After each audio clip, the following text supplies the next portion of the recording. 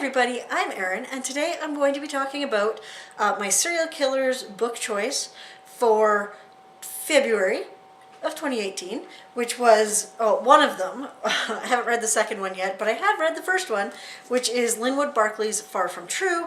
This is the second book in the Promise Falls trilogy. Now, a little bit about the serial killers book group. It's on Goodreads. It's not very active right now, but we chose two series. Both of them were trilogies. I think the other one might actually have 4 books now, but they were trilogies when I selected, or when I thought they were trilogies when I selected them. And we're reading the entire series, 1 book a month, and then once we're done with those, we'll pick other series and try to at least, because I love series, so when I'm reading series, try to have a bit of an organized plan and actually start and finish some series and have a sense of accomplishment for that. In January, we started reading the Promise Falls trilogy by Linwood Barclay. I had never read a Linwood Barclay before, and I've got to tell you guys, I loved it. Absolutely adored the first one. So I was happy to get into the second one. And I felt like when I talked about the first one, I didn't have enough examples, or any examples actually, of the writing that showed what made me fall in love with it. And so this one I actually kind of marked up a little bit so that I could give you guys examples of what I loved about his writing. And the one thing that I did love was he writes really concise sentences, but he gives you so much description in them. I shouldn't say concise sentences, but he gives you a lot of description in a very few words, in short paragraphs, could be long sentences, whatever, but he gives you a really good idea of what the scene is without really distracting from the story. In this case, we've got a police officer questioning a victim of a crime. Why don't we sit down? I can't stop moving. Please, have a seat. Reluctantly, Grayson sat down on one of 2 cheap folding aluminum lawn chairs. Duckworth sat opposite him, planted his elbows on his thighs, and leaned forward. You okay? I'm going out of my mind. He was bobbing one knee up and down like a human sewing machine. Duckworth nodded. I get that. It's a horrible thing. I want to ask you a couple things, but I need you to calm down first so you can really think about what I'm asking. So with that, you get you get an image of the room they're in. I mean, they're using cheap aluminum lawn chairs.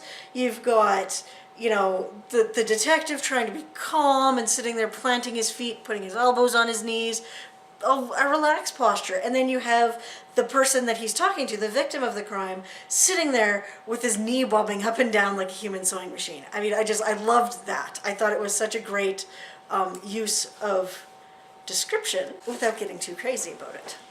And taking way too much. It gives you a feeling for how the characters are feeling, as well as what the scene looks like. Another example. The door to Felicia Chalmers' bedroom opened. A lean, 6-foot-tall man, arms adorned with dragon tattoos and dressed in nothing but a pair of airplane-themed boxers, stood there, scratching his right buttock. He blinked his eyes repeatedly, bringing Felicia and the apartment into focus. Again, a fairly short paragraph. It's like 6 lines, really 5 lines and a little bit. And you get a really good idea of what this brand new, this character is being introduced here. You get an idea of what he looks like. He's got tattoos, he's wearing airplane-themed boxer shorts, and he's scratching his butt. What else do you need to know at that moment about that character? Maybe it was just the airplane-themed boxers and the butt that got me all happy about that one. I don't know. This one was more of a bit of character development. So we have a character who was in the first book. We're about 200 pages into the second book, which is 500 pages, so a little under halfway through the second book. And he's still revealing information about the character, the main character from the first book. David, yeah. So what about Jan?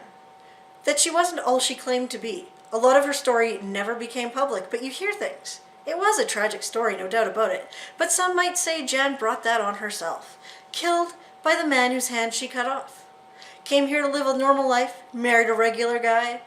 But she was hiding out, wasn't she? Thing is, the past has a way of catching up with you. Oh yes, this story got around.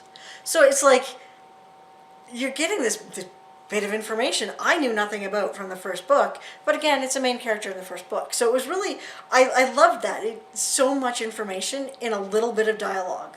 Again, it's like 8 lines of dialogue, and it tells you And one last example, I could go on like this forever. One last example of the description is there was a for sale sign on the front lawn when he parked out front of the handsome 2-story house.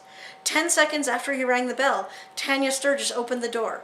She was dressed in a pair of gray sweats, graying hair pulled back, several damp strands hanging over her eyes. Again, you get a really good sense of the character, of the situation. She's obviously busy. She's got damp strands of hair, she's gray hair. She's, it gives you what you need to know about the scene. The next one I have, I'm not going to read because I marked it because I thought it was an interesting bit of character development for a character who seems extremely one-sided up until this point. And this is just at the halfway mark. Like, we're at page 260-ish, 270-ish in the book. And all of a sudden, you're given a piece of information about a character who you believe one thing about, and it completely, a page and a half completely gives you a different outlook on him and his goals and why he's doing what he's doing. And I loved it. Instead of going the route of, very paper, one-sided, one-dimensional characters, you're getting a more fully fleshed out character in these books. And it was unexpected for me because I didn't like the character at all. And he actually made me have some sympathy for the character, which is kind of surprising. And then finally, dialogue is another very important thing, especially in a thriller. You can get too wrapped up in the story and, again, one-dimensional characters that you don't have realistic dialogue or the voices blend. And in this one, I really liked, it's going to be too much to read, but just the natural conversation where it's a couple sitting down eating dinner and the conversation goes between what they're eating and the diet that the wife has the husband on, and his job, which is he's a police detective, and the conversation just has this natural flow between all of the topics. And it read really similar to how, a married couple would sit down and have a conversation like that at the end of the day. And I've had that conversation a million times, You're talking about what you're going to eat for dinner, and then you're talking about, doctor's appointments, but in the middle of that, you're talking about work and what happened at work and the phone call you got from your mom and everything else. So I really thought that it was so well done that way. Like, when I look at his writing, he is very talented. He crafts extremely believable characters, and as I've said, I think in the review of the first book, he is adept at ripping the rug out from under you, because he will write a scene or a set of scenes in such a way that you believe you know what's going on, and you believe you know who's in a scene, and then at the end of it, he drops a different name, and you're like, but wait, that's not the character that was in this scene. And you go back and you read, and it's like, oh, he never actually said the name. I just assumed. Or, previous events. They'll be talking about. It's just, he pulls the rug out from under the reader and does that so well and so unexpectedly that there were times when I was reading this book that I was like, no, and then I'm flipping back through the pages. I'm pretty sure I saw, no, and I'm flipping through it, I'm like, how did he do that to me?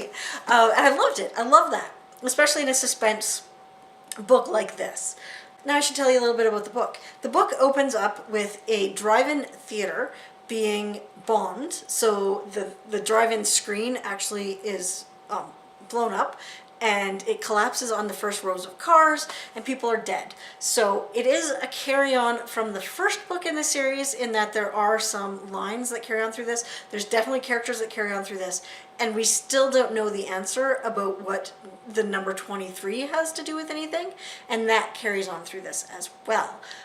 But yeah, the primary murders in this one are resolved by the end of it, and it's fascinating.